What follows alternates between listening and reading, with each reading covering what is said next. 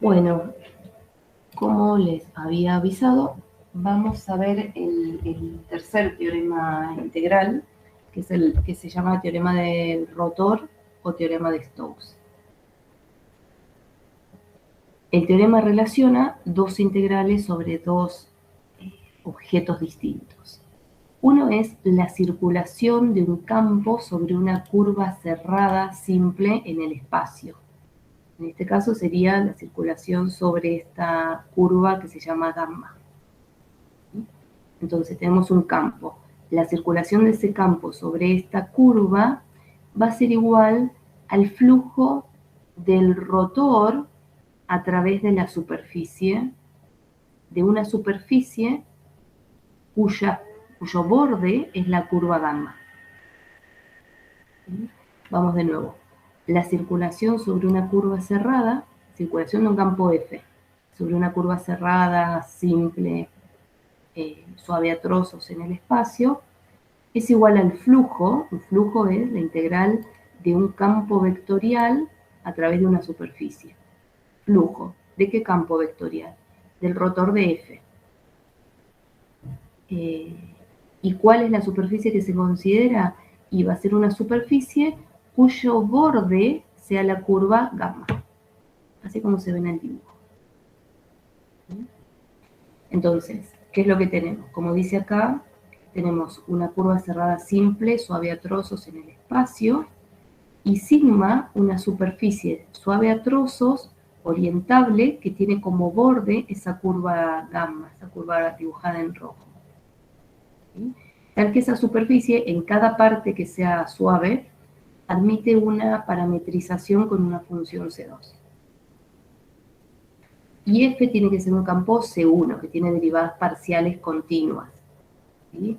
Al ser C1, al tener derivadas parciales continuas, su rotor, que es un vector donde tiene las derivadas parciales, va a ser un campo continuo. ¿Sí? Bueno, con esas hipótesis se verifica esto. Y hay un punto, una cuestión que hay que tener en cuenta. ¿Por qué? Porque tanto la circulación como el flujo son integrales que dependen de la orientación de la curva o de la superficie. Entonces, si cambiamos la orientación de la curva o de la superficie, la integral cambia de signo. Entonces, ¿cuándo se da la igualdad o con qué orientaciones se da la igualdad?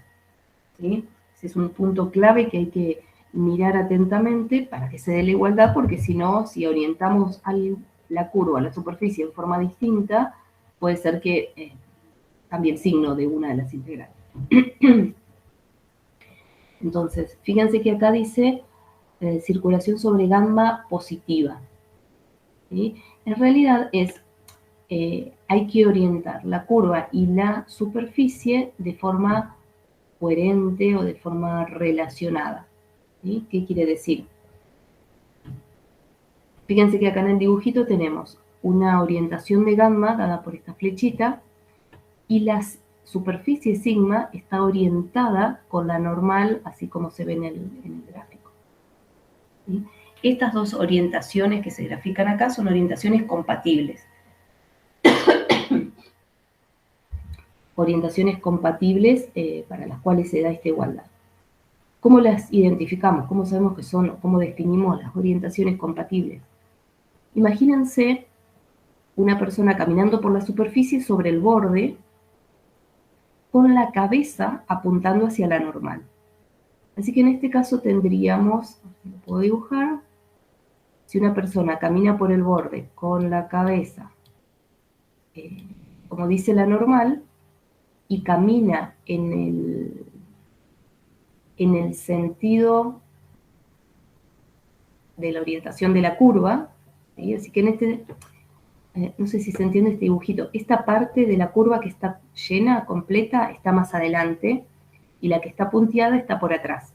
La dibujamos punteada porque es como que la superficie la tapa. ¿Sí? Así que esto está adelante y lo otro está atrás. Si una persona camina por la superficie, por el borde de la superficie, con la cabeza apuntando a la normal, este señor que dibujé acá lo estamos viendo de espalda, ¿no? Porque está caminando hacia atrás. Así que le voy a dibujar pelito. Le vemos la cabeza.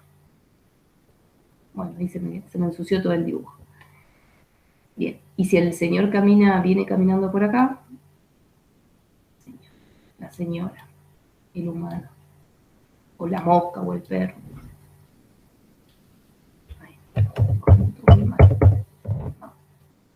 Viene caminando por acá, le vemos la cara, porque está viniendo de atrás hacia adelante.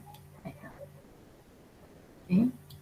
Camina por el borde de la superficie, con la cabeza apuntando hacia afuera en este dibujo. Bueno, y acá lo vemos, cuando viene hacia adelante, lo vemos de frente, y acá lo vemos de espalda. Entonces, todavía no dije cuál es la orientación compatible. Tenemos una persona con la cabeza orientada hacia la normal y caminando en la dirección en que orientamos la curva, y las orientaciones son compatibles si esta persona tiene la superficie a su izquierda. Eso sería, también se llama orientación en sentido positivo en relación a la orientación de sigma. O sea, la curva está orientada en sentido positivo con respecto a la orientación de sigma si ocurre eso. Un sujeto caminando por la curva con la orientación dada en la curva y la cabeza apuntando hacia la normal, o en la dirección de la normal, la superficie queda a su izquierda. Esas son orientaciones compatibles. Acá, como estaba la flechita de la normal y la flechita de la orientación de gamma, estas son orientaciones compatibles. Si cambiamos la normal, si la normal apunta hacia abajo y hacia adentro de este tipo de esfera, la circulación tiene que ser en sentido opuesto.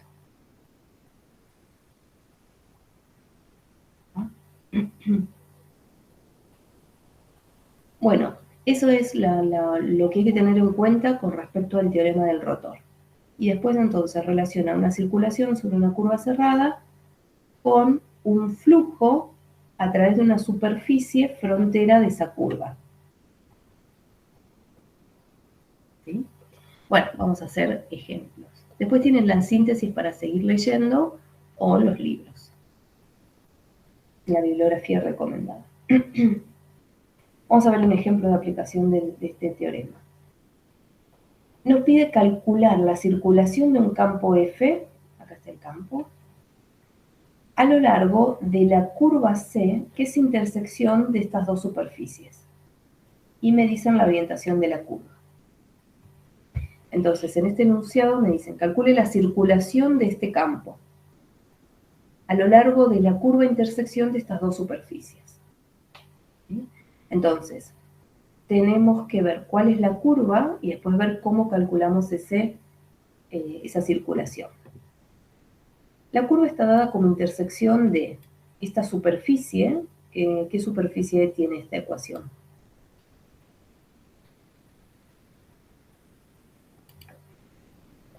Z igual a x cuadrado más y cuadrado es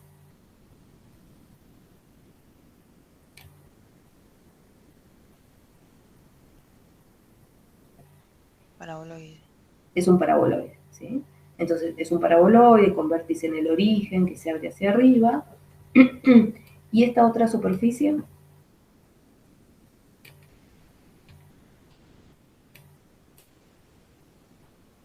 Fíjense, Un cilindro desplazado. Bien, muy bien, muy bien. Si completamos, primero sabemos que es un cilindro porque falta una variable.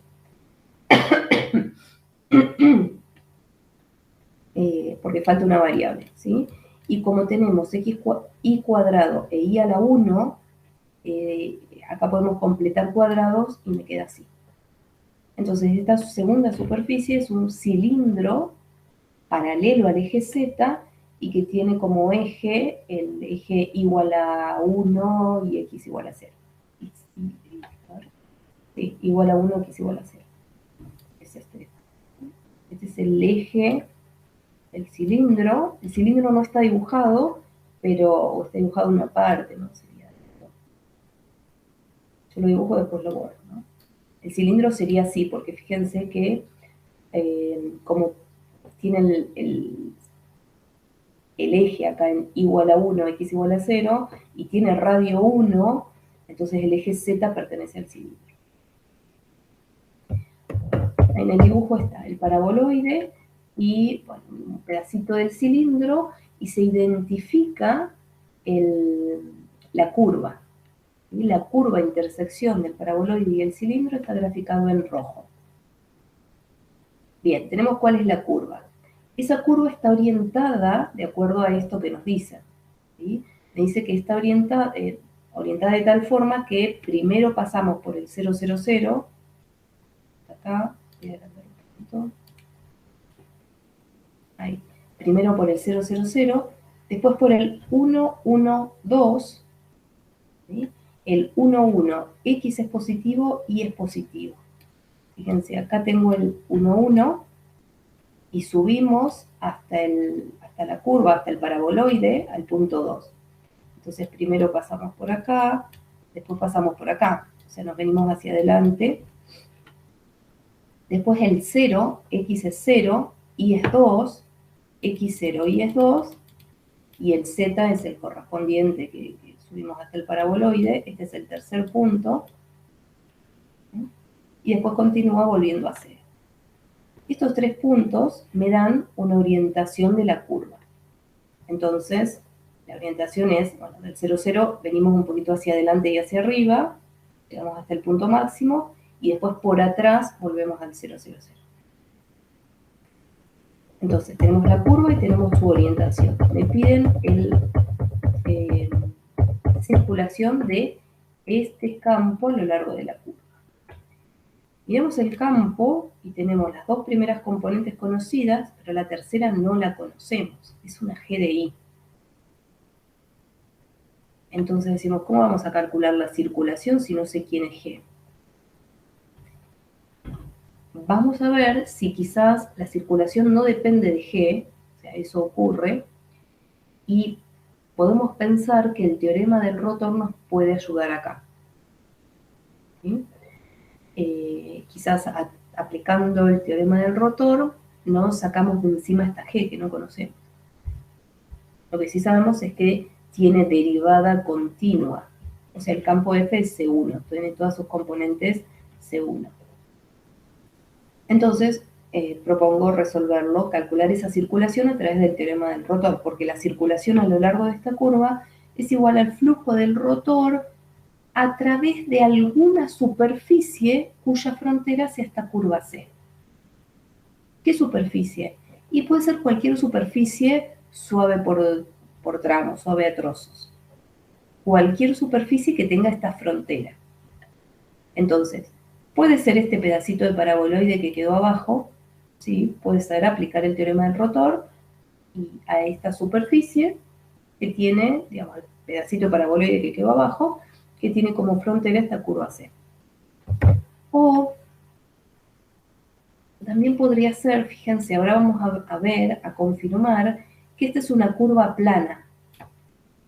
Entonces, acá hay un plano que contiene la curva, entonces también se puede usar la superficie, este pedacito de plano. ¿Sí?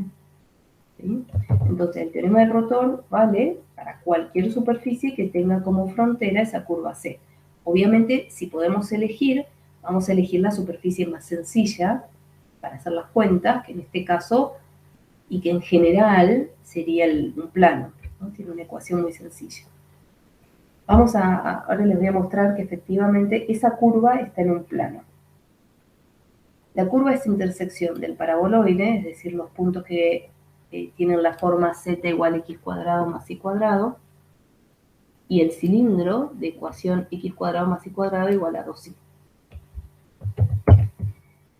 Fíjense que este sistema de ecuaciones es equivalente al de al lado, que se obtiene reemplazando x cuadrado más y cuadrado en la primera ecuación por 2y.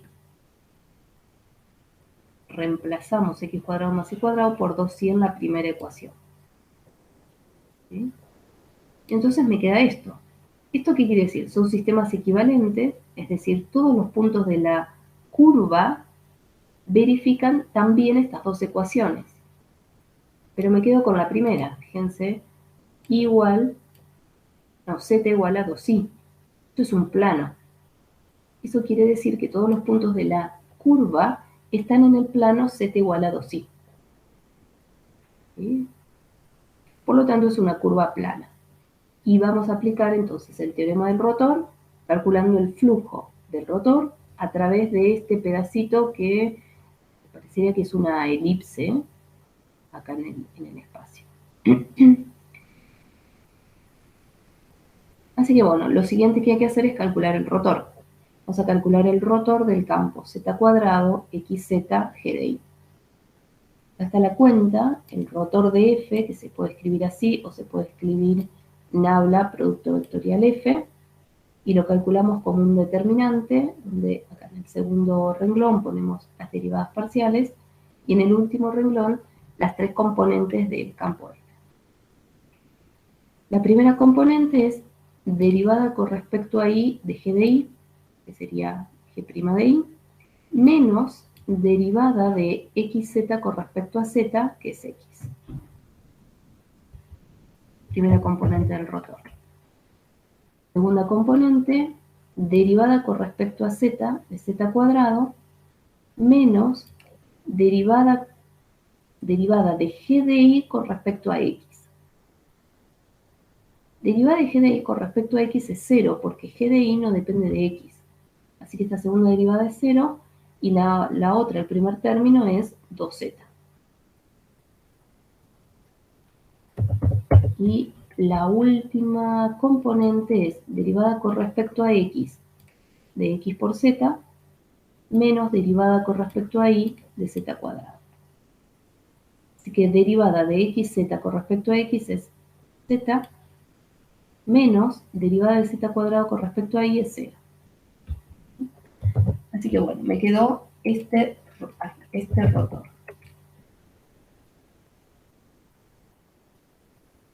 Tengo el rotor. Y ahora tengo que calcular el flujo a través de esa superficie.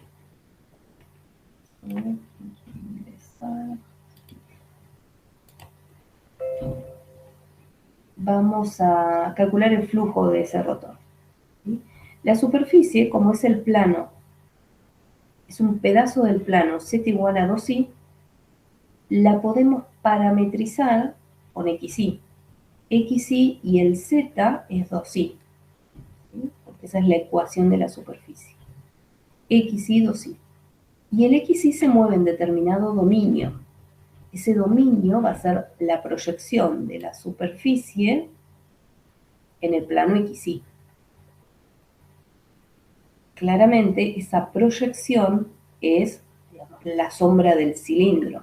Es esto que está pintado acá en azul o negro. Y esa sería la proyección, que es un círculo. El círculo de ecuación x cuadrado más y menos 1 al cuadrado menor o igual a 1. ¿Sí? Justamente la sombra del cilindro en el plano xi. Del cilindro lleno, ¿no? Bueno, entonces, recuerden, para escribir para calcular este flujo del rotor, necesito, bueno, además del rotor, el rotor evaluado en la parametrización, multiplicado por una normal unitaria y multiplicado por el diferencial de área. Esta normal es vector y este diferencial de área es escalar. ¿Cómo tenemos la normal unitaria? Bueno, una normal a la superficie es el producto vectorial de las derivadas parciales de la parametrización. Miro la parametrización, derivo con respecto a x y me da 1, 0, 0. Y derivo con respecto a y me da 0, 1, 2.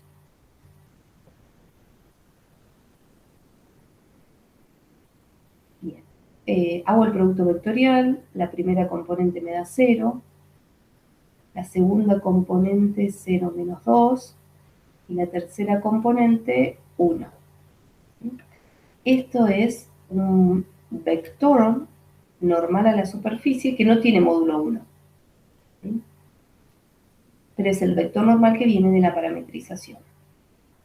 El vector normal de módulo 1, o sea, el versor normal, vector normal unitario, es S, el 0 menos 2, 1, dividido el módulo. Pero después tenemos que multiplicar por el módulo en el diferencial de área.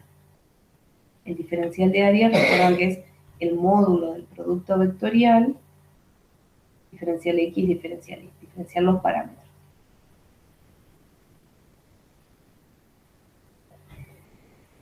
Entonces, nos pedían calcular la circulación a lo largo de la curva.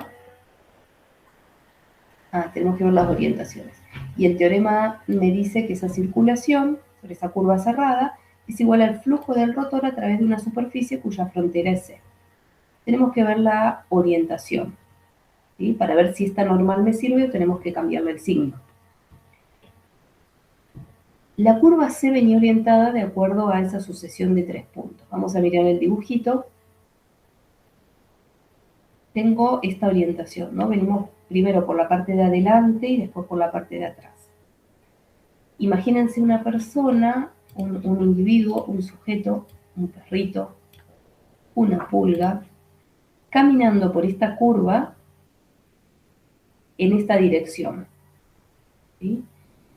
Debería tener la superficie, este pedazo de plano, a su izquierda cuando su cabeza apunte en la normal que orienta esa superficie. Entonces, voy a dar el color negro a ver si se ve mejor. Un sujeto camina por esta curva con esta orientación,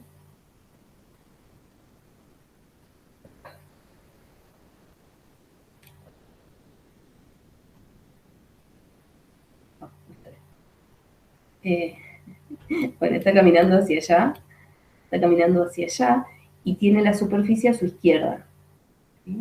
Acá tiene, digamos, la nariz, no puedo dibujar la nariz, bueno, está caminando hacia allá.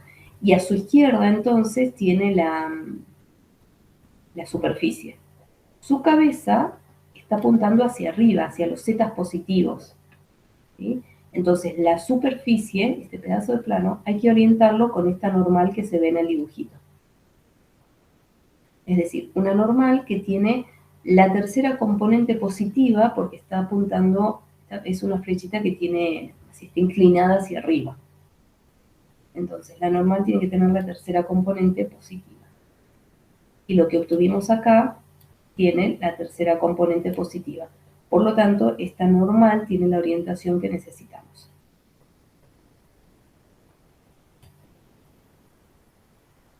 Bien. Entonces, estamos calculando el flujo del rotor, hablamos de la orientación, ya la tenemos. Y bueno, hay que calcular esto que en definitiva es una integral doble sobre una región del plano. Fíjense que acá el módulo del producto vectorial de las derivadas se puede cancelar y me queda así. ¿Sí? Y recuerden que esto es lo que llamábamos diferencial vectorial de superficie. ¿Sí? El rotor, producto escalar, el diferencial vectorial de superficie. Bueno, y acá es hacer las cuentas, ¿no? De esta integral doble. Hacemos este producto, y fíjense cómo mágicamente nos queda una integral acá que no depende de esa función g desconocida. ¿Sí? Hacemos el producto vectorial y me queda la primera componente por 0, chau, te fuiste. Segunda componente por menos 2, y me queda menos 8i. Más la última componente por 1, 2i. O sea, me queda, como dice acá, menos 6i. Saco el menos 6 y me queda esta integral doble. Esta integral doble se calcula sobre la proyección de la superficie en el plano XY. Y eso recuerdan que dijimos que era, acá tienen la ecuación, es un círculo con centro en el 0, 1. ¿Sí? Acá lo dibujamos en R2. Este es el DXY, ¿no? DXY, la sombra de la superficie, la proyección, es DXY. Bueno, conviene resolver esta integral en polares. ¿Sí? En polares escribimos, bueno, como es normal, como es usual, las polares usuales, ¿no? R no, X es R coseno de tita, y la Y es R seno de tita. ¿Bien? Entonces, acá en el integrando, como tengo Y, voy a tener R seno de tita, y después el jacobiano, diferencial R, diferencial tita, pero tenemos que ver, acá está, jacobiano, diferencial R, diferencial tita, hay que analizar cuáles son los límites de integración en esta región expresados en polares. Fíjense que, yo voy a escribir así, la región de integración está dado por x cuadrado más y cuadrado menor o igual que 2r, que 2i. ¿Sí? El círculo tiene esta ecuación. Si escribimos esto en polares, x cuadrado más y cuadrado es r cuadrado, y el 2i es 2r seno. ¿Sí? Como el r es positivo, podemos cancelar un r en ambos miembros. ¿Sí? Como acá tengo r cuadrado y acá tengo un r, saco uno de acá y saco uno de acá, y me queda r menor o igual, lo vuelvo a escribir, r menor o igual que 2 seno de tita.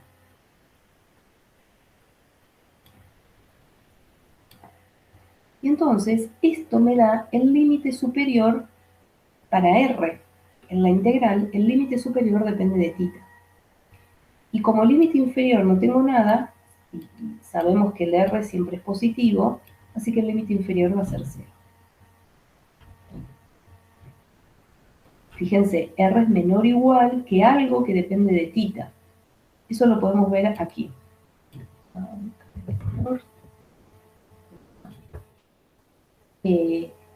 En la figura, si tomo un determinado tita, para ese tita fijo, el r va desde 0 hasta este valor. Ese es el valor máximo. Y ese valor máximo depende del tita. Si yo cambio el tita, con naranja, si yo cambio el tita, por ejemplo, tengo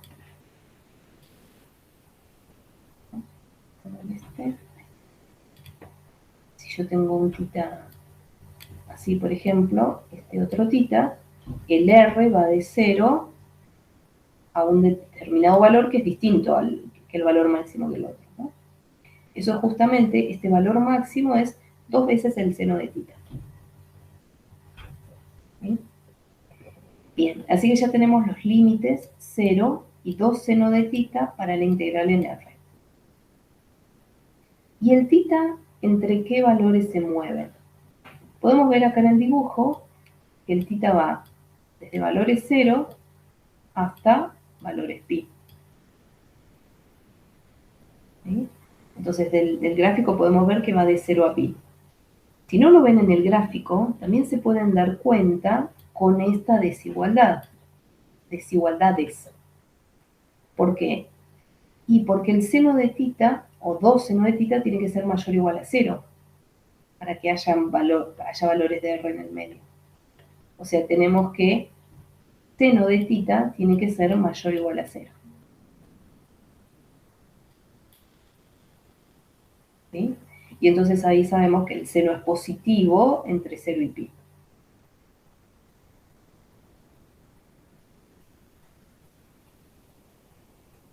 Bueno, así que ¿qué nos quedó? Esta integral que está acá. Integral del I, que es R seno de tita, por el jacobiano, R, jacobiano del cambio de polares, R. Integramos en R entre 0 y 2 tita, entre 0 y 2 seno de tita, y luego integramos en tita entre 0 y pi. Y estaba ahí el menos 6 adelante. Bueno, integramos, son las integraciones. Acá tengo r cuadrado por seno de tita. Una primitiva es seno de tita r cubo sobre 3, que hay que evaluarlo en los límites de integración, así que me queda 1/3 seno de tita por 8 seno cubo de tita.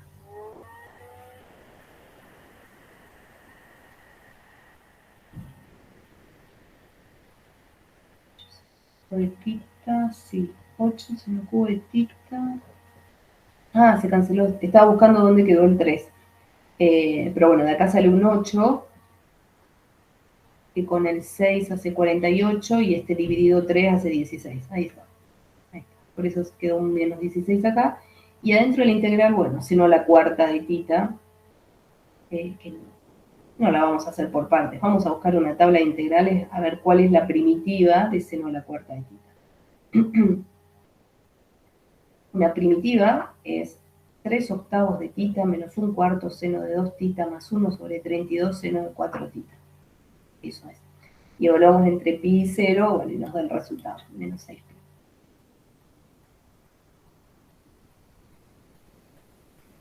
Una pregunta. Sí. Si pusiéramos de 0 a 2pi, o sea, sé que, o sea, ponele de 0 a 2pi el radio de 0 a 1. Está, Sí. o sea, más allá de que es lo mismo, está mal ponerlo así. ¿Da lo mismo?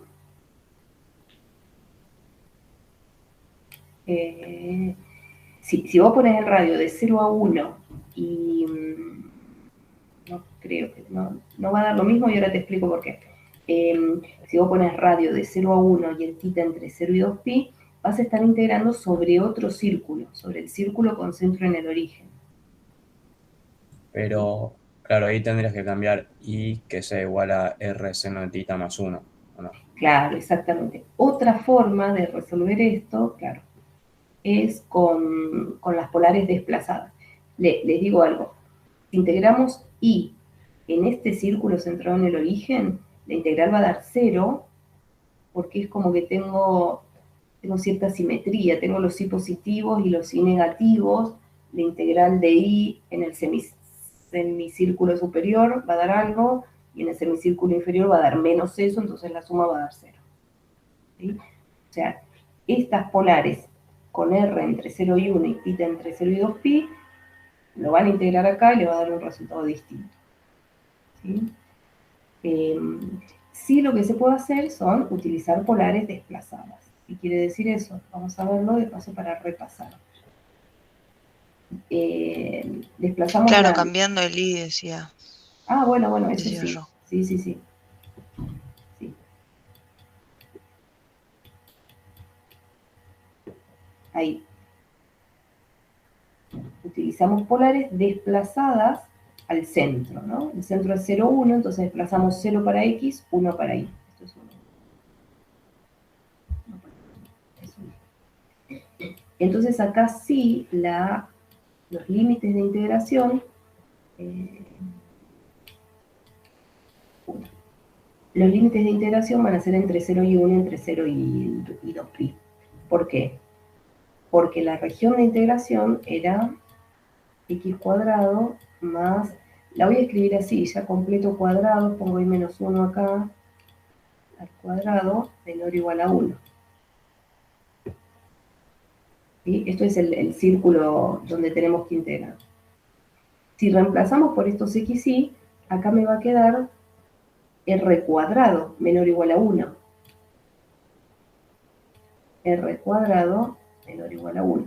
O sea, r menor o igual a 1. Y esa es la única restricción que tenemos. No hay ninguna restricción para tita, por lo tanto tita da toda la vuelta, entre 0 y 2 pi. Y el r es positivo siempre y es menor a 1. Entonces la integral que tenemos que calcular es integrar entre 0 y 2 pi. Tengo que integrar i. Entonces es 1 más r seno.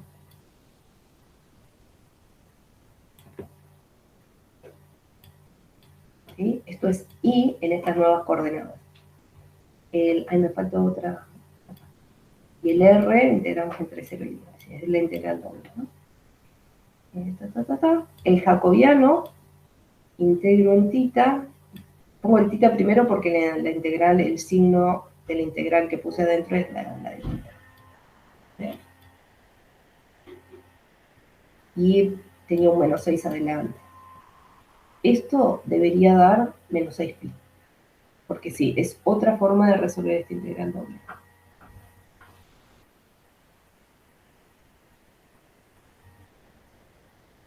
Claro, claro, genial, gracias. Sí, bien. Profe, ¿te puedo hacer Sí. una consulta rápida? ¿Viste en la Sí. parte de arriba, donde cancelaste más arriba, donde cancelaste las normas del módulo del vector normal? Ahí, en la expresión. Por lo general siempre se cancelan para que quede la expresión así, no como producto. Sí, sí, Ah, sí. ok. Sí, Digamos, es lo mismo. sí, De hecho, ustedes pueden de entrada escribir esto, y es lo mismo, son dos formas de mirar el flujo. perfecto. Gracias. Porque esto, una normal unitaria diferencial de área, es el diferencial vectorial de superficie. Es todo esto. Entonces no es necesario que hagan estos pasos intermedios, directamente pueden escribir diferencial vectorial de superficie.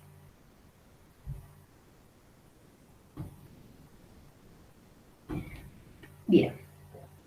¿Alguna pregunta más?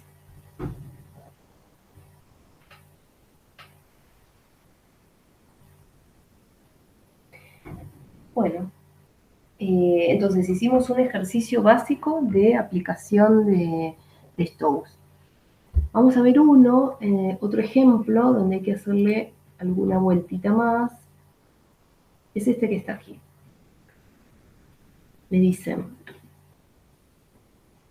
tengo un campo vectorial, de nuevo hay una h ahí desconocida, me dicen que h' es continua, y me piden la circulación de ese campo a lo largo de la curva C de ecuación x cuadrado más 4z menos 2 al cuadrado igual a 16, con x mayor o igual a 0, en el plano xz, desde este punto hasta este punto. ¿Sí? El plano xz, recuerden que es igual a 0. Así que tengo una curva en el plano igual a 0. Miramos esto en el plano xz, ¿y qué curva es? ¿Qué curva describe?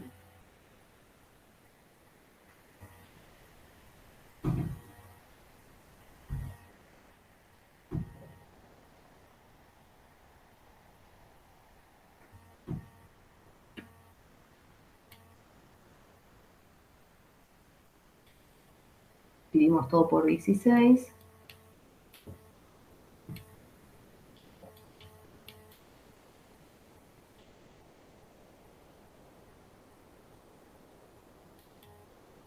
A ver si la identifican así.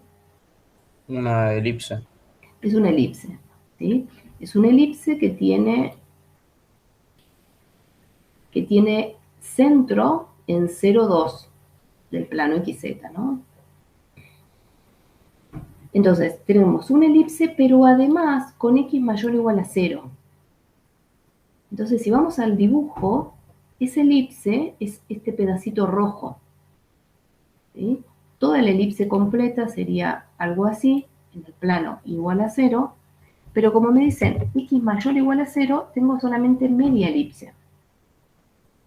Me dicen calcular la circulación a lo largo de media elipse, desde 0,00 hasta 0,04. Así que está orientada según esta flechita.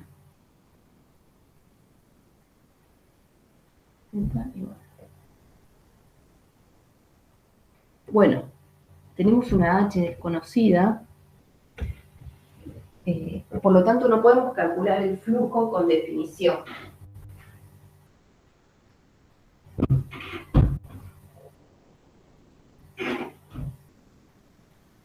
No podemos calcularlo por definición, porque supongo que tendríamos que conocer esa h. Y además, qué sé yo, parametrizar una elipse, por ahí se complica. ¿Podemos aplicar el teorema del rotor?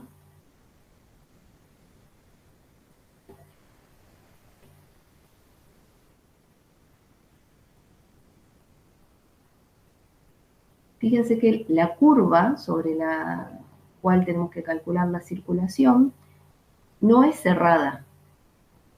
Es una curva abierta, un pedacito de curva abierta.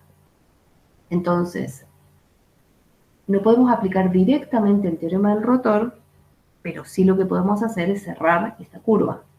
¿Qué quiere decir? Y bueno, agregarle un pedacito más de curva, alguna curva que se le ocurra, para que sea cerrada. Entonces lo que vamos a hacer es, como la roja comienza en 000 y termina en 004, agregamos un segmento que va del punto B al A.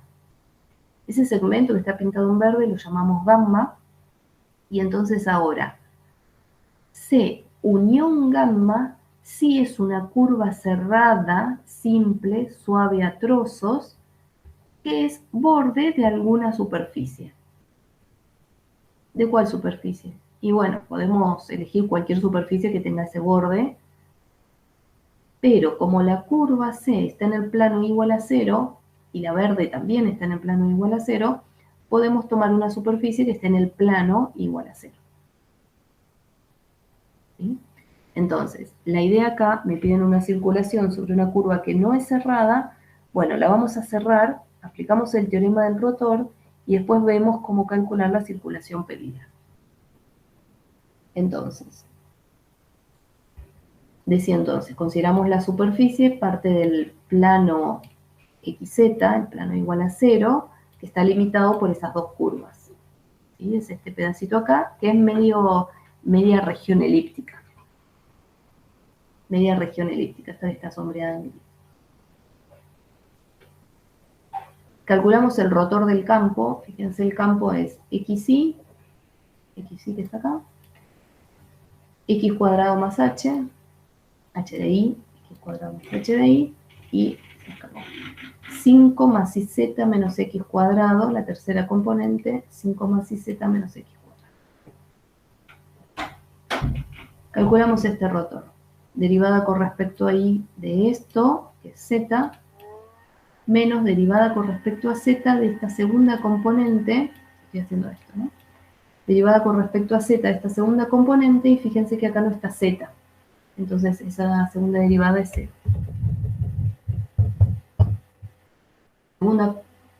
Segunda componente del rotor es derivada de esto con respecto a Z, que es 0, menos derivado de esto con respecto a X, que es 2X.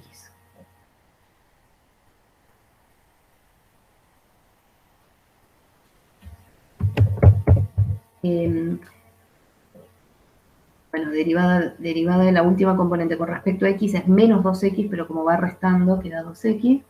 Y la última componente es derivada de XY con respecto a Y, que es X, menos... No, al revés, perdón. Es así. Derivada de X cuadrado más H de Y con respecto a X, que es 2X, menos derivada de XY con respecto a Y, que es X. Ahí está, por eso queda X. Bueno, ahí tenemos el rotor que no depende de H. Bien. Entonces, el teorema del rotor me dice que la circulación a lo largo de la curva cerrada, ¿cuál curva cerrada? C unión gamma, roja unión verde, es igual al flujo sobre esta superficie del rotor. El flujo del rotor a través de esta superficie, esta media región elíptica. Y la circulación sobre la curva cerrada, que acá la llama lambda, la curva cerrada, circulación sobre lambda, es igual a la circulación sobre C más la circulación sobre gamma. Con las orientaciones puestas acá, con las flechitas que se ven en el dibujo, C va desde el punto A hasta el punto B y gamma va del punto B al punto A. Toda esta suma es la circulación sobre la curva cerrada. Eso es igual al flujo del rotor a través de esa superficie. Esto es el rotor, que tengo que evaluarlo en la superficie. La superficie es igual a 0, no cambia, porque no depende de ahí. Y acá directamente lo multiplicamos por una normal en la dirección compatible con la orientación de la curva. ¿Sí?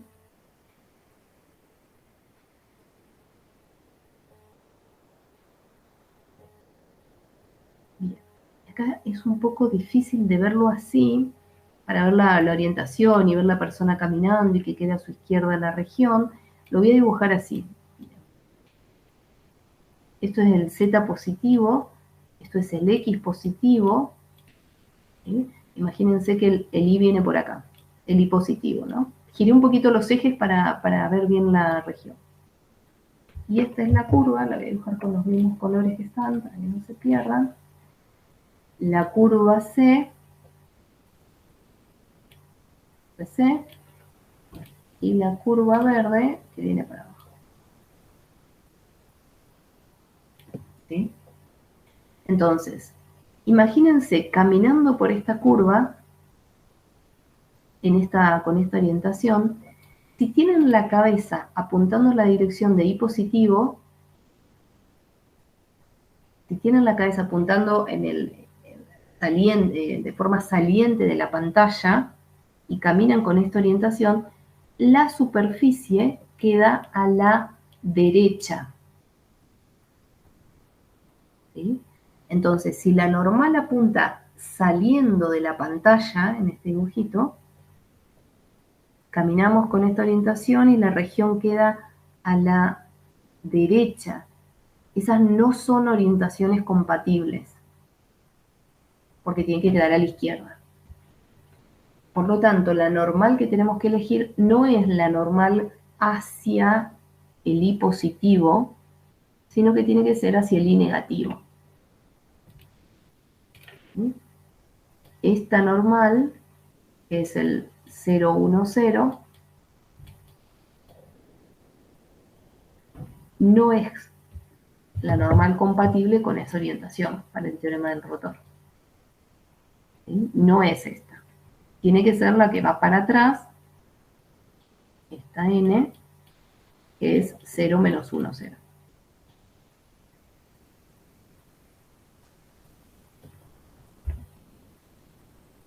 ¿Sí? 0, menos 1, 0. ¿Se ve esto de la orientación?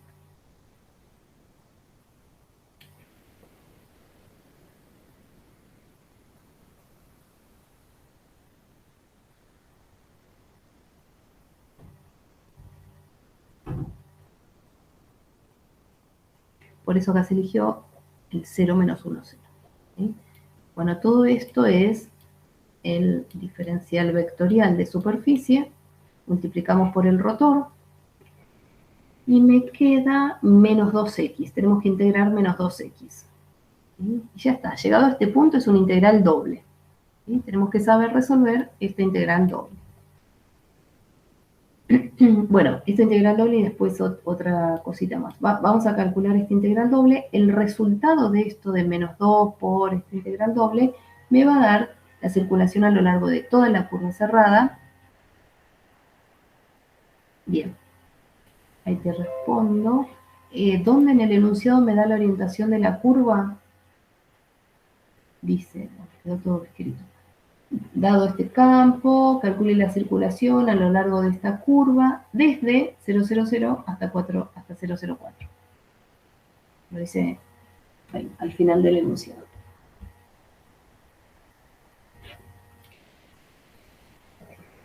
Bien, entonces decía, nos queda esta integral doble para calcular sobre la región, y eso me va a dar la circulación sobre toda la curva. Pero lo que nos pedían era la circulación sobre la curva C. Esto es lo que hay que responder en el enunciado. Esto es lo que hay que responder, lo que me pide el enunciado. Por lo tanto, ¿esto qué va a hacer? Va a ser esa integral doble, el flujo del rotor, menos la circulación sobre el segmento. Entonces hay que calcular estas dos integrales. A ver qué pasa. Vamos a mirar el segmento. Ese segmento, el verde, que está sobre el eje Z, se puede parametrizar con 0,0z, y el z va de 0 a 4. Pero con esta parametrización, este gamma va del x en z igual a 0, que me da 0, 0, 0. El punto inicial es 0, 0, 0. Y el punto final es 0, 0, 4. Y nosotros lo queríamos, voy a mostrar el dibujo, lo queremos desde el 004 al 000, o sea, de B hasta A. Entonces, nada, no cambiamos la parametrización, simplemente cambiamos el signo. ¿sí? Ojo, tampoco escriban, no vayan a escribir en la resolución de un ejercicio, decir que esta parametrización con Z entre 0 y 4. No, perdón, entre 4 y 0. No escriban esto, porque estas son desigualdades horrorosas, que está diciendo que 4 es menor o igual a 0. ¿Sí? No escriban esto. Escriben el intervalo como corresponden y después en la integral se cambia el signo. ¿Sí?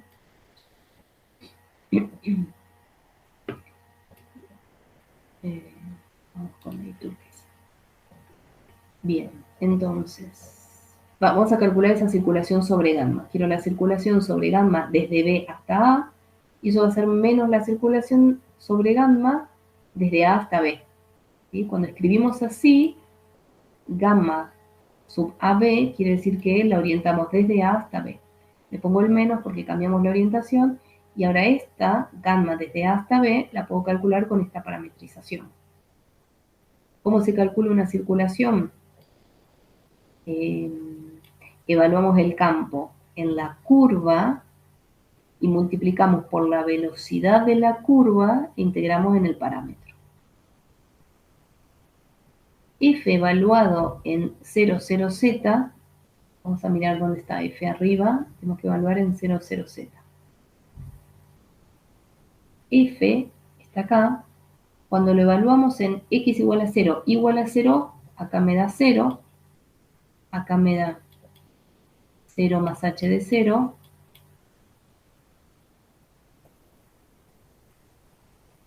y acá me da 5 más 0 menos 0. Así que el campo en esa curva verde, en los puntos de la forma 00z, me da 0, h de 0, 5. Lo que está escrito allá abajo. Esto es 0, h de 0, 5.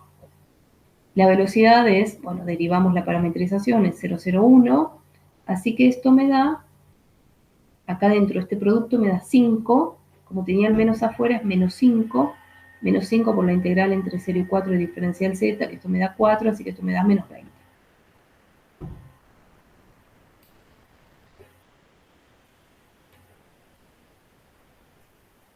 ¿Sí? Entonces la circulación en la curva verde me da menos 20.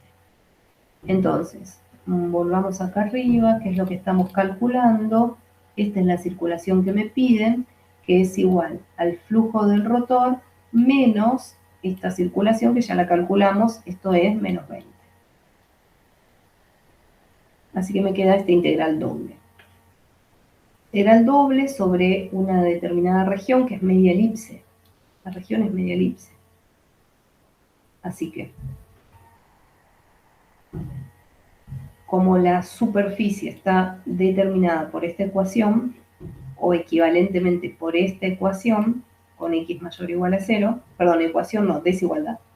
La región está definida por estas dos desigualdades. Como tengo una elipse, conviene resolver esa integral doble con las coordenadas polares elípticas, coordenadas polares generalizadas. Fíjense que como el semieje x es 4, a la x la escribimos como 4r coseno de θ.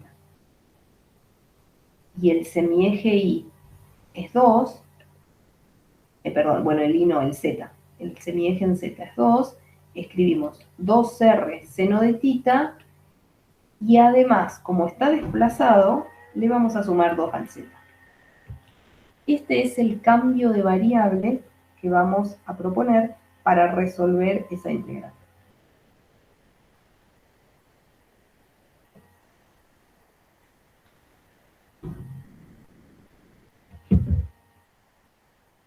¿Sí?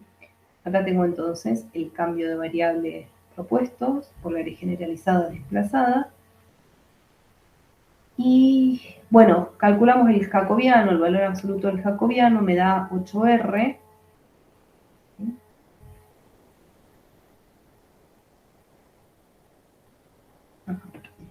Bueno, y además, como, fíjense que ahora estamos desplazando las polares al 0,2, a este puntito. ¿Sí? Entonces el tita, estas polares, se miden con respecto a la horizontal. ¿Sí? Este es el tita. Entonces podemos decir que el tita va desde menos pi sobre 2 a pi sobre 2. De menos a más pi sobre 2. ¿Sí? Estos son todos los rayos a distintos titas.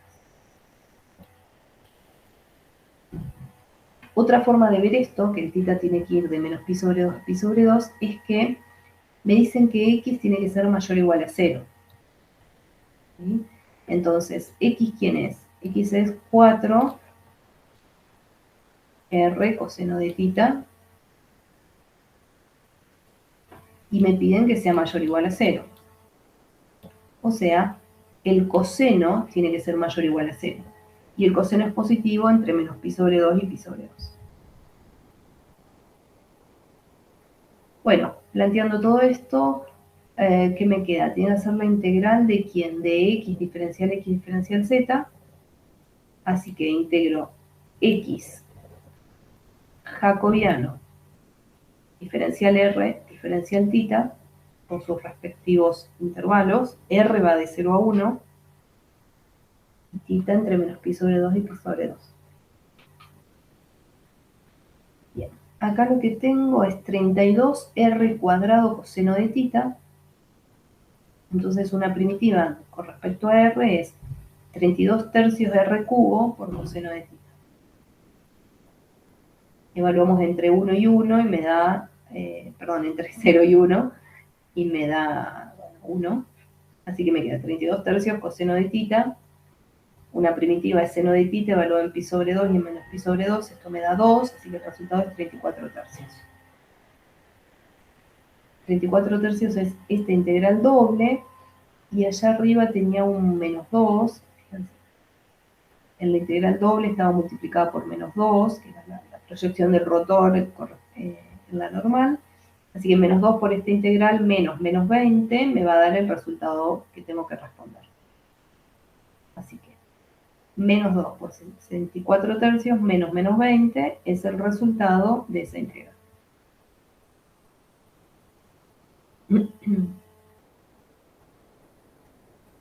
Bueno, teorema del rotor, orientaciones. Si quiero una circulación en una curva que no es cerrada, puedo agregar un pedacito y la cierro y aplico el teorema del rotor. Obviamente la gracia está, la clave está en que ese pedacito de curva que agregamos para aplicar el rotor, para tener una curva cerrada, tiene que ser una curva sobre la cual después sea fácil calcular la circulación. ¿Sí? Acá lo hicimos, este punto, tenemos que calcular sí o sí la circulación, con la definición de circulación o con lo que podamos calcular la circulación sobre ese pedacito. ¿Sí? Pero que en total todo es mucho más fácil y posible que hacer el cálculo de la circulación directamente parametrizando este pedacito de esta semielipse.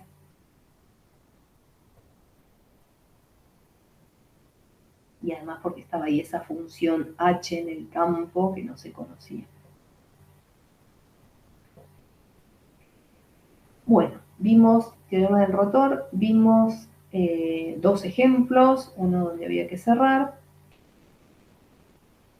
Vamos a terminar esta clase hablando un poquito de relación entre entre Green y Stokes, y también vamos a generalizar Green y Stokes a regiones más generales, a superficies un poco más complicadas o a regiones del plano más complicadas. ¿Sí? Este documento ya está cargado en cada uno, en los dos cursos, en el campus. ¿Sí? Se llama Finalizando el TP10, creo que le puse ese nombre también. Bueno, fíjense lo que vamos a hacer ahora. Vamos a calcular el rotor de este campo, es un campo vectorial que es paralelo al plano z igual a 0, o sea, es paralelo al plano xy porque la última componente es 0. Y además, las dos componentes no dependen de z. O sea, en realidad es un campo vectorial en R2 disfrazado de campo en R3. O al revés, es un campo en R3 que en realidad es siempre paralelo al plano xy y no depende del z. ¿Sí? Vamos a calcular el rotor. El rotor de este campo lo calculamos como este determinante. Tengo las derivadas parciales y las componentes del campo. La primera componente es derivada de 0 con respecto a y, 0, menos derivada de q de xy con respecto a z. Q de xy no depende de z, así que esta derivada me va a dar 0. La primera componente del rotor es 0. Segunda componente, derivada de p de xy con respecto a z.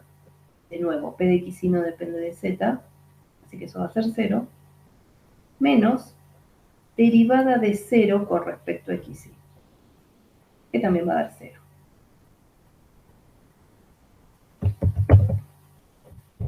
Y la última componente es derivada de q con respecto a x, q' de x, menos derivada de p con respecto a y, p' de y.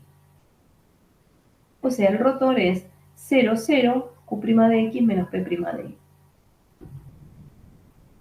Ese es el rotor. ¿Sí? O sea, el rotor de este campo, que es un campo plano, es un vector que es perpendicular al campo. Vamos a ahora aplicar el teorema del rotor a una región plana. Profe, te Sí. interrumpo 2 segundos, perdona. Viste que en la parte de rotor, ¿cómo se calcula que es el producto vectorial entre el gradiente de f y f es? Sí. El tema En es realidad que... Sí. sí, No, decimos. en realidad no es el gradiente de f. Esta segunda fila que está acá en realidad es una notación. Esto como determinante es una notación para recordar cómo se arma el rotor. Pero en realidad son diferencia de derivadas parciales. Y acá en este determinante, en realidad el del medio no es un vector, no es un campo vectorial, en realidad es una notación de derivadas. Claro, ahí está. Ahí me cierro. ¿Sí? Pero no es producto vectorial de Claro. dos vectores. O sí, Perfecto. pero el primero es una notación, es un operador derivada en el medio. En definitiva, el rotor, cada componente rotor es diferencia de dos derivadas parciales. Y después en un ratito la vamos a relacionar con la matriz jacobiana de F. F es un campo vectorial, su matriz jacobiana es de 3 por 3. Todas las derivadas parciales involucradas en el rotor están en la matriz jacobiana y vamos a ver cómo se obtiene cada una.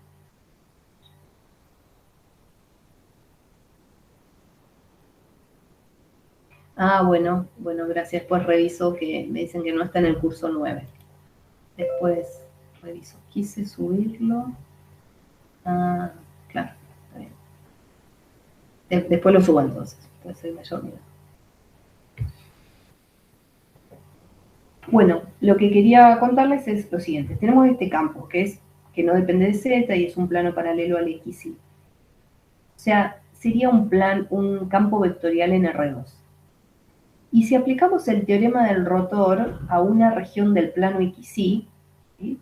Vamos a hacer una región del plano xy, su normal es está en el 0,01, apuntando a las zetas positivas, y lo aplicamos sobre una curva cerrada simple, que es la frontera de la superficie, y orientada en forma compatible con esta normal.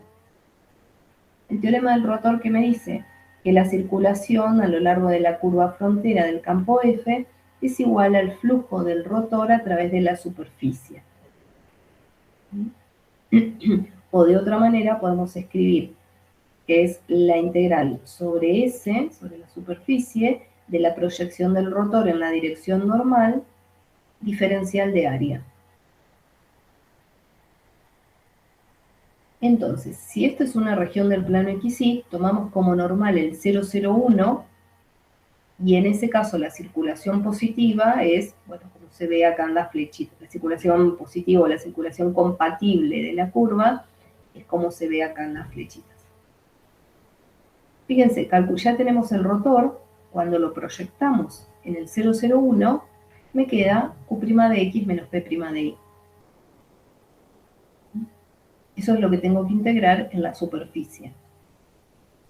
Entonces llegamos a ¿qué? A que la circulación sobre la curva, esa curva plana, frontera de la región S, circulación de F, es igual a la integral doble sobre la región S de Q' de X menos P' de Y.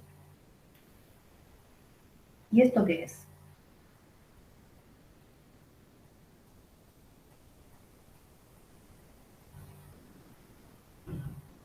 El teorema de Green. Es el teorema de Green. Es el teorema de Green. Entonces, Stokes y Green son primos. Bueno, están relacionados porque Green sería la versión del plano del teorema de Stokes. Si aplicamos el teorema de Stokes en el plano XY, aparece Green. ¿Sí? Bueno, esa es la conclusión, la moraleja de este calculito.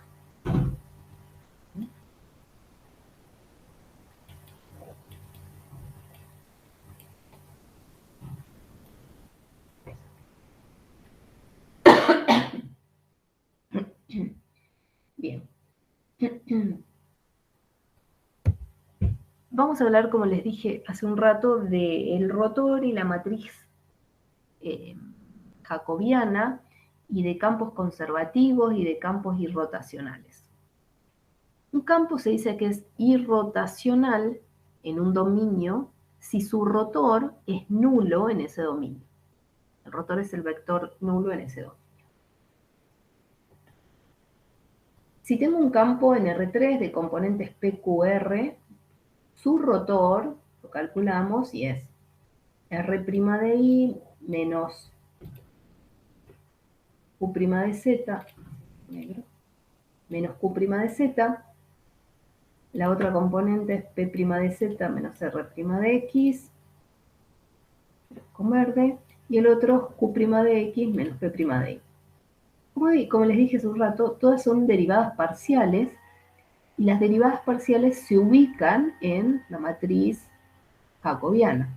Este campo de R3 en R3 tiene una matriz jacobiana de 3 por 3. ¿Sí? Y estas derivadas que aparecen en el rotor están acá en la matriz. Fíjense, las que pinté en verde son Q' de X menos P' de Y.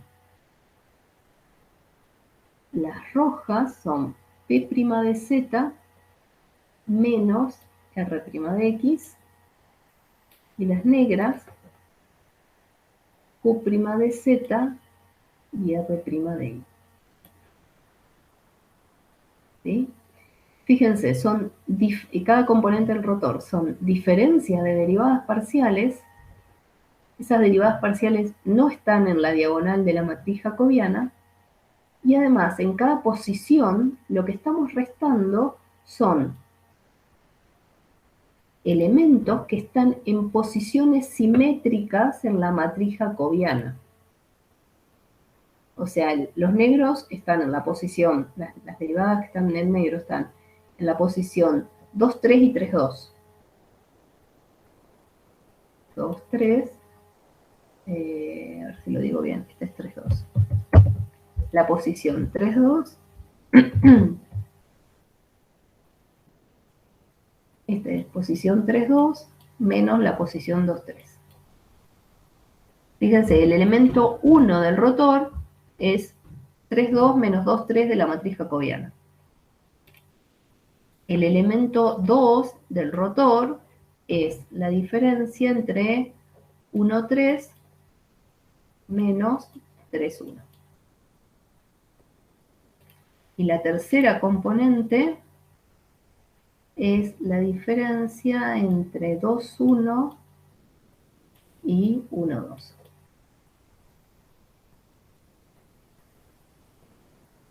¿Ven? Primero eso para identificar el rotor con la matriz jacobiana y dónde están estos elementos. ¿Sí? Me parece que esto les puede servir también como regla mnemotécnica para recordar eso, cómo se arma el rotor, además de este determinante, ¿no? Bueno, miremos un caso particular, un caso especial. ¿Qué pasa si la matriz jacobiana es simétrica? No lean ahí abajo. ¿Qué pasa si la matriz jacobiana es simétrica? ¿Qué pasa con el rotor?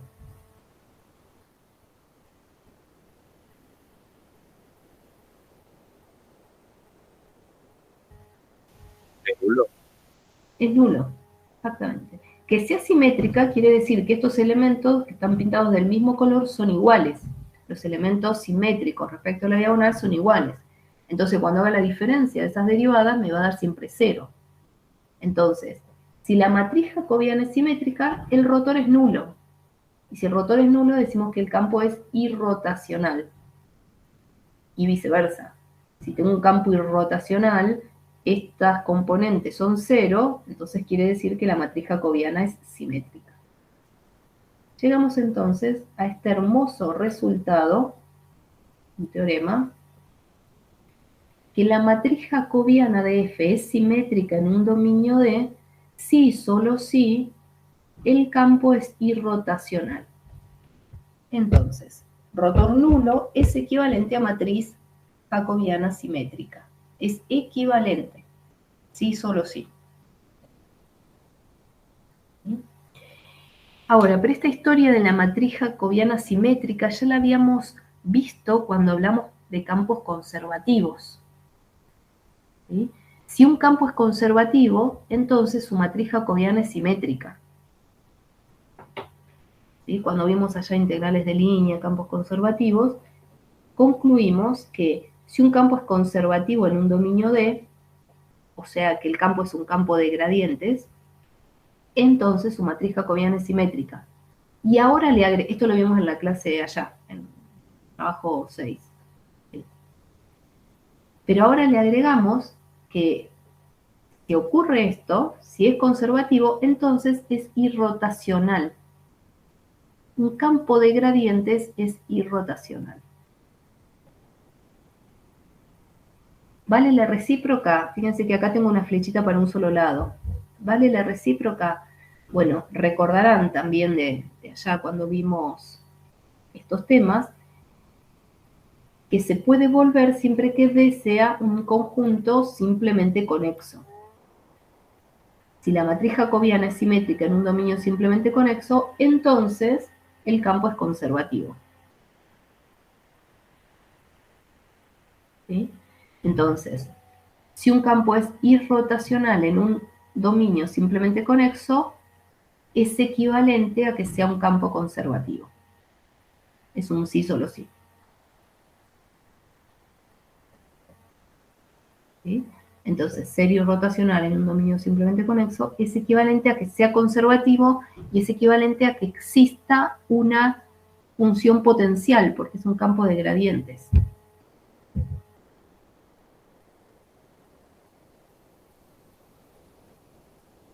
¿Sí? ¿Recuerdan dominio simplemente conexo? Bueno, como estamos en R3, R3 es simplemente conexo, un semiespacio en R3 es simplemente conexo, que son, digamos, los casos que van a aparecer en la práctica. O todo R3 o un semiplano, lo sumo. ¿Preguntas?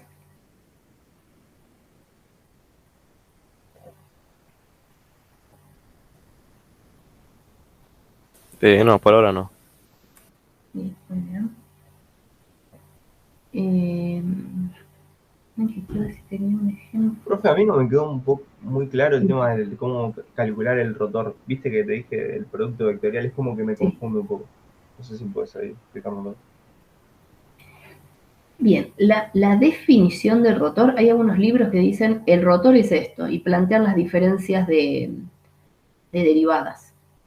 ¿Sí? Quizás algunos libros también, no lo leí, pero quizás algunos libros también digan,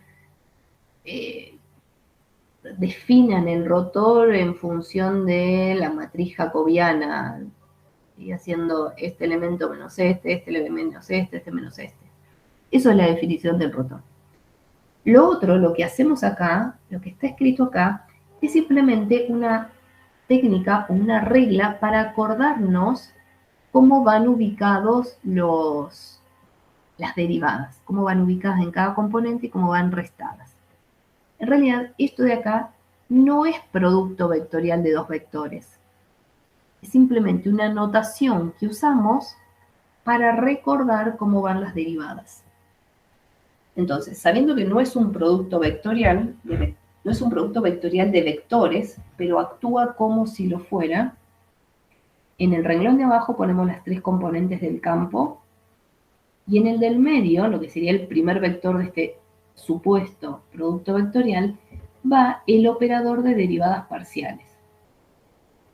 ¿Sí? Es una notación, es un ordenamiento de las cosas para acordarnos o para saber cómo ponemos cada derivada acá. ¿Cómo actúa esto?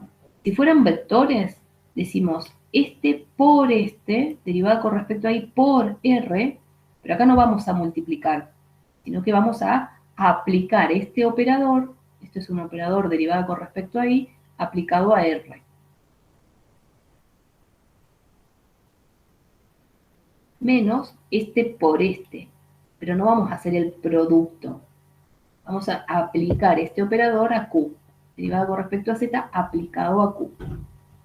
Ahí está, perfecto, ahí entendí. Claro, yo no lo confundía como producto.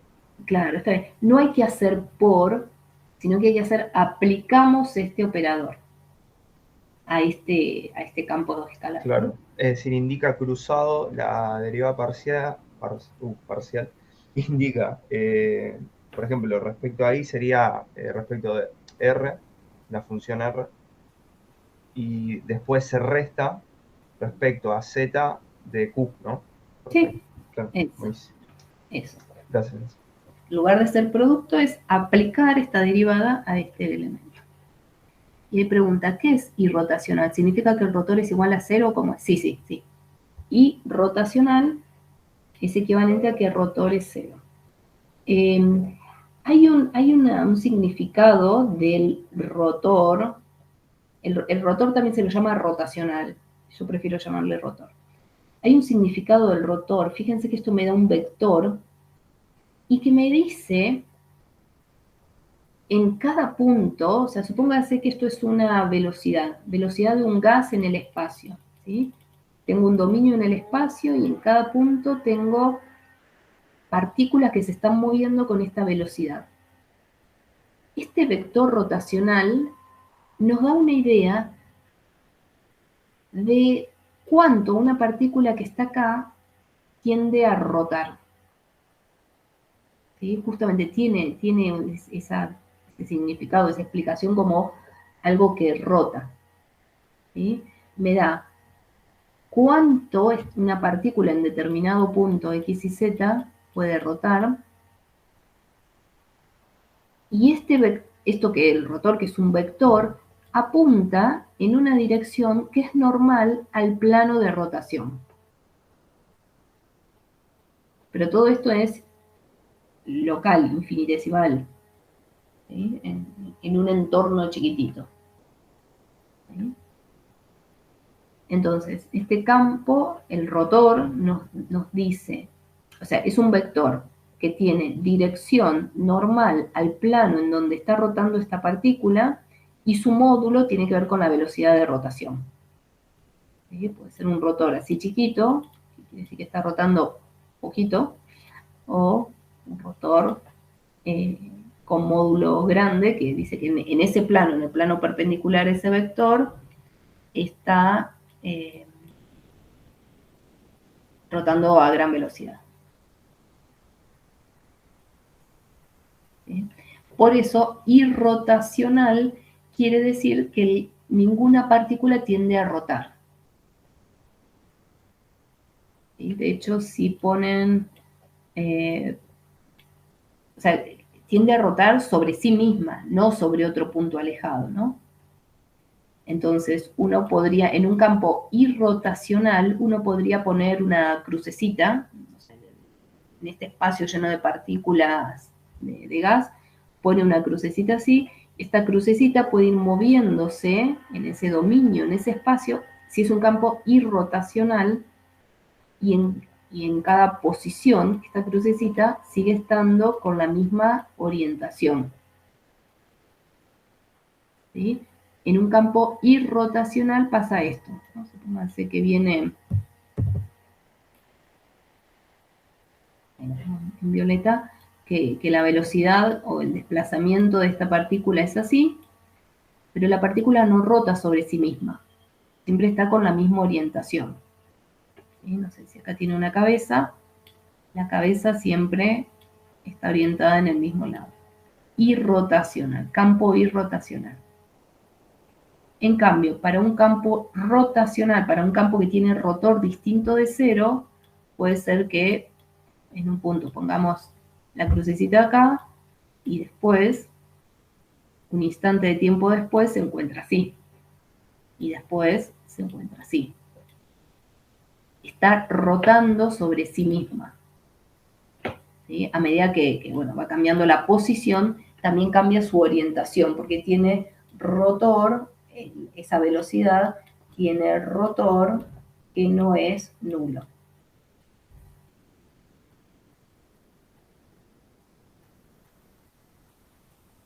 Es un poco para darles una idea de la explicación del rotor y por qué irrotacional quiere decir que el rotor sea cero.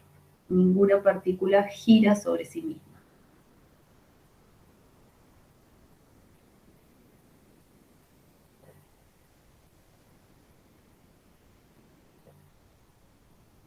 Bien, ¿alguna pregunta de esto?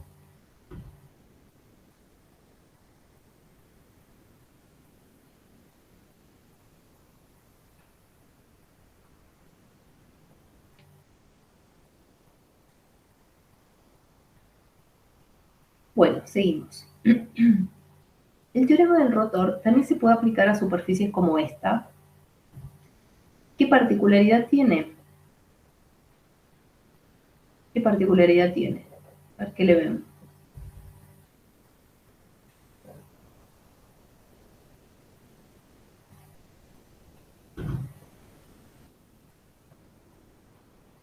Son dos curvas.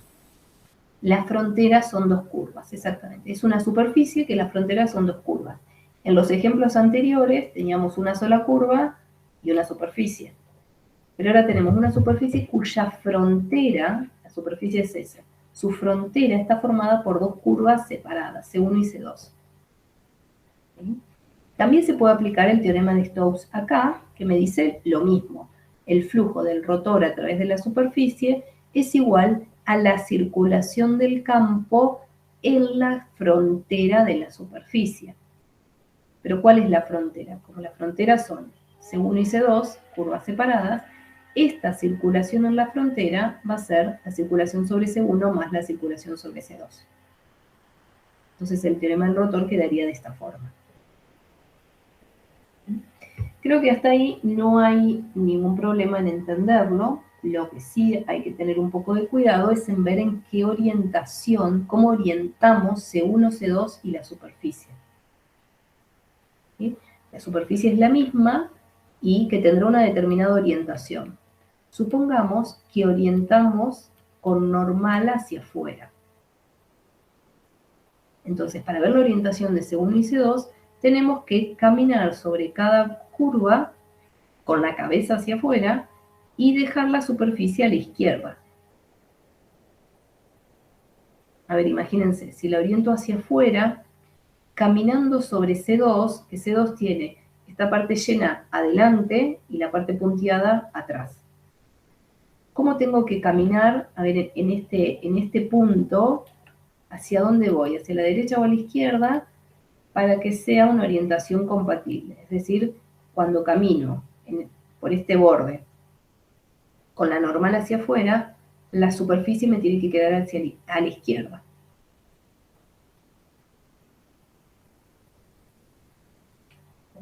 allá o voy para allá?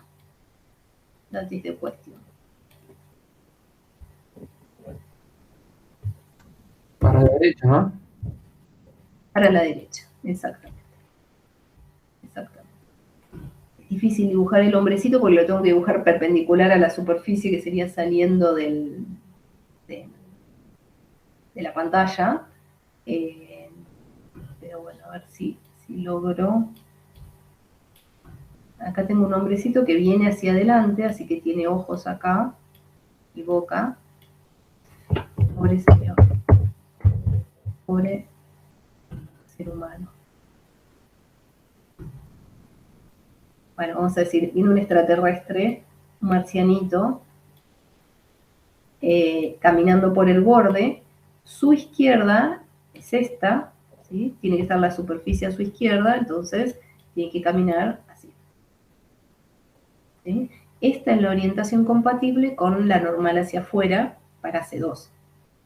Y para C1, que, ojo, que esta parte, ay, ¿cómo la pinto? A ver, esta parte viene adelante, ¿sí? Y la otra va atrás. Bueno, voy a pintar aunque no está tapada por nada, pero para que se entienda que se está para atrás. Entonces, una persona parada en este punto, ¿hacia dónde tiene que caminar? Con la cabeza hacia afuera para dejar la superficie a la izquierda. Hacia la derecha también, ¿no?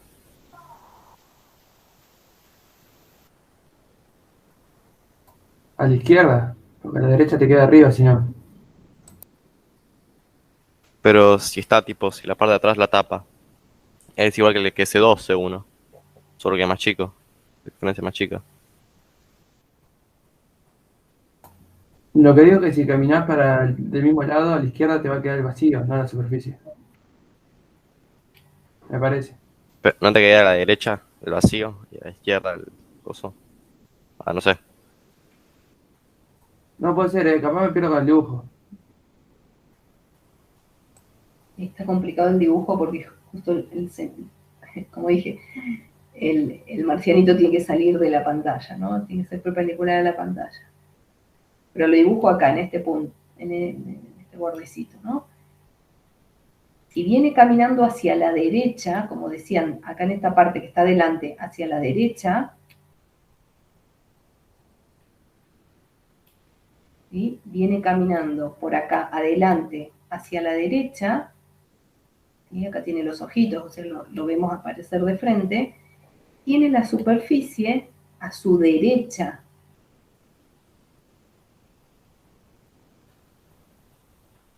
Entonces no es compatible si va hacia la derecha.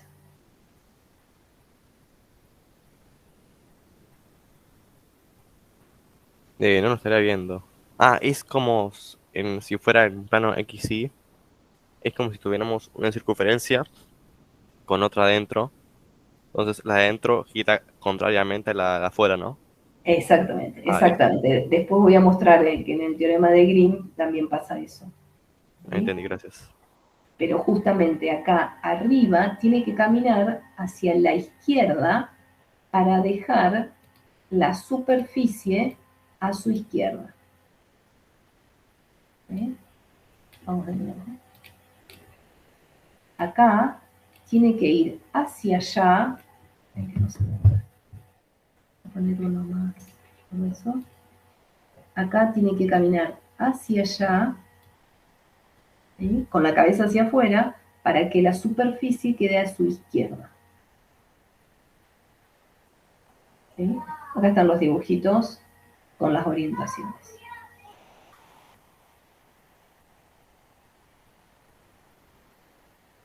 Para verlo mejor, si todavía hay alguno que no lo entiende, cómo se justifica esto, vamos a hacer lo siguiente.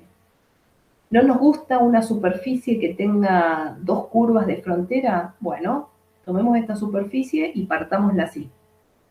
¿Sí? Este tronco de cono lo partimos así, entonces tengo dos superficies. Una S1 y una S2. S1 tiene como frontera la curva está marrón oscuro. Y S2 tiene como curva frontera esta rosada. ¿Sí? A ver qué dice. Si la normal a la superficie fuera interior, ¿la superficie debería quedar a la derecha de la persona? No, no, no. Si orientamos la superficie de forma distinta, o sea, con la normal interior, lo que se llama la orientación compatible de la frontera sigue siendo que cuando camine la superficie queda a la izquierda.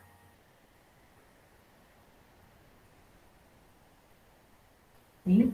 Siempre yo tengo una flechita que es la normal a la superficie y la curva debe orientarse de forma tal que cuando caminamos con esa orientación la superficie queda a la izquierda. Entonces lo que va a pasar es que si tengo la flechita hacia adentro, las orientaciones de la frontera va a cambiar.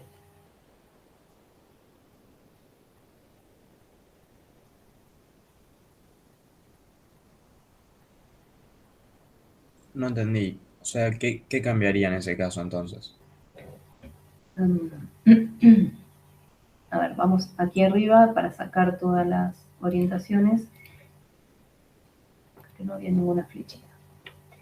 Lo que digo es, la definición de orientación compatible es que cuando uno camina con la cabeza orientando hacia la normal, la superficie queda a la izquierda. Eso no cambia. Entonces, si ponemos la normal hacia adentro, el caminante tiene que caminar por la curva frontera con la cabeza hacia adentro. Ah, ok. Claro, ¿Sí? camina al lado de adentro de la superficie. Camina del lado de adentro, con la cabeza apuntando hacia esta normal. Entonces, obviamente, si cambia la normal, va a cambiar el sentido de circulación de la frontera. Pero porque la definición es la misma, tiene que quedar a la izquierda la superficie. Ahora sí es más difícil dibujarlo, no lo voy a intentar. Si lo pueden imaginar, caminando por acá, pero con la cabeza hacia adentro. Imagínense que, bueno, en un sentido queda la superficie a la derecha y en otro sentido queda a la izquierda.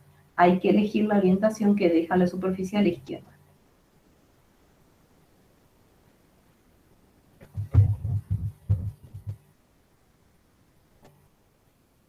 Bien. Esto lo hacemos, o sea, esta orientación compatible es para que esto sea una igualdad, para que estas dos integrales sean iguales. ¿Sí? Tenemos que ordenar la curva y la superficie de forma compatible. Bien. Bueno, estaba diciendo que para ver mejor esto de las orientaciones, lo que podemos hacer es partir esta superficie en dos y aplicar el teorema de Stokes a cada superficie, S1 y S2. S1, que es este pedacito a la mitad de la izquierda de la superficie, tiene como curva esta marrón oscuro, negro, y si la orientamos hacia afuera, esa curva marrón tiene que estar orientada según esas flechitas. ¿Sí? Caminamos por la superficie S1, por el borde de S1 con la cabeza hacia afuera, y para dejar a la izquierda la superficie tenemos que seguir estas flechitas. Y lo mismo para S2. La frontera de S2, si orientamos S2 hacia afuera con esta normal, la frontera de S2 tiene orientación compatible cuando sigue estas flechitas rosadas. En cada una de esas superficies podemos aplicar el teorema del rotor. ¿Sí? Ahora, si sumamos miembro a miembro estas dos igualdades, me queda, por un lado, la suma de los términos de la derecha, me queda el flujo del rotor sobre S1 más el flujo del rotor sobre S2, y si yo sumo los flujos sobre S1 y S2, me queda el flujo sobre S, sobre toda la superficie. Y del lado izquierdo, si sumo, me queda, bueno, circulación sobre la frontera de S1 más circulación sobre la frontera de S2. Es decir, de este lado, del lado izquierdo, tenemos la circulación sobre todos los pedacitos acá que están dibujados. En esos pedacitos, en la frontera de C1 y frontera de C2, tenemos incluidos estos cortes. Lo voy a marcar acá, después lo borro. Tengo este corte y este corte, que están incluidos acá en esta circulación. Pero en ese corte, en la frontera de C1 estoy circulando hacia arriba, en este corte, ¿no? Cuando hago la circulación sobre la frontera de C1, estoy circulando hacia arriba. Y cuando hago la circulación sobre la frontera de S2, estoy circulando hacia abajo. Cuando sumo, circulo hacia arriba y circulo hacia abajo, esas dos circulaciones tienen sentido opuesto, al sumarlas se cancelan. Y lo mismo allá atrás. En este corte, al calcular la circulación sobre la frontera de C1, voy hacia abajo, y en la circulación de la frontera de C2 voy hacia arriba. En la suma se cancela. Por lo tanto, cuando sumo las circulaciones sobre frontera de C1 y frontera de C2, es lo mismo que calcular circulación sobre todo el bordecito de abajo, más circulación sobre el bordecito de arriba, con las orientaciones que se muestran acá en las flechitas. ¿Sí? Entonces ahí nos quedan las flechitas que habíamos dicho antes, y que esta es otra forma de verlo y de convencernos de que las orientaciones de las curvas tienen que ser así.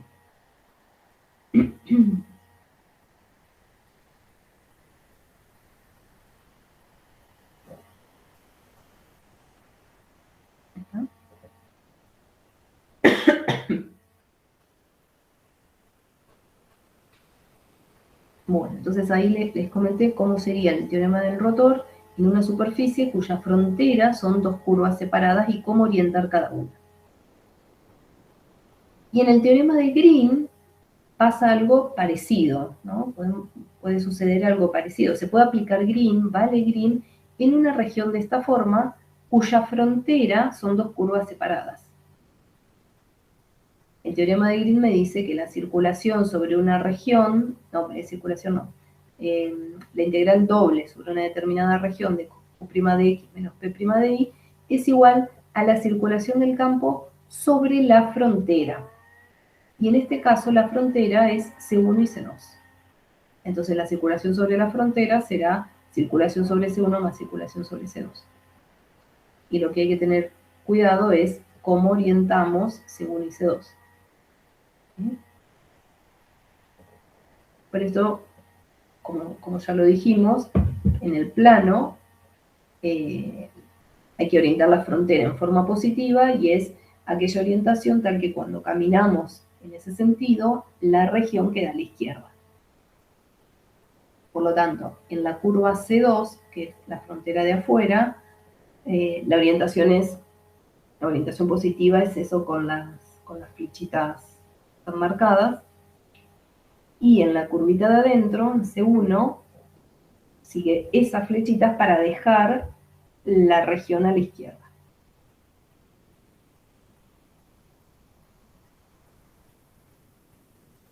Profe, Sí.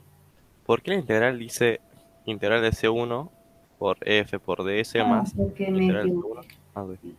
Recién lo veo. C2. Ahí. Sí, la integral sobre todas las fronteras C1 unión C2. ¿Está? Entonces, teorema de Green también vale en regiones así, regiones, comillas, con agujeros, en regiones no simplemente conexas, teniendo el cuidado de orientar bien las curvas. Profe, disculpe. Sí. ¿Podría subir un poquito la diapositiva si saco una foto? Ahí está. Gracias. De nada. Bueno.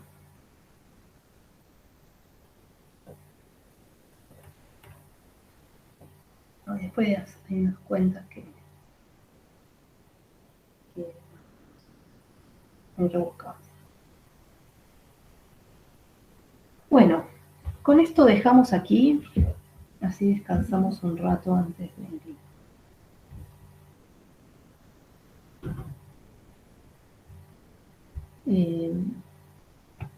antes de la práctica. ¿Sí? ¿Tiene alguna pregunta?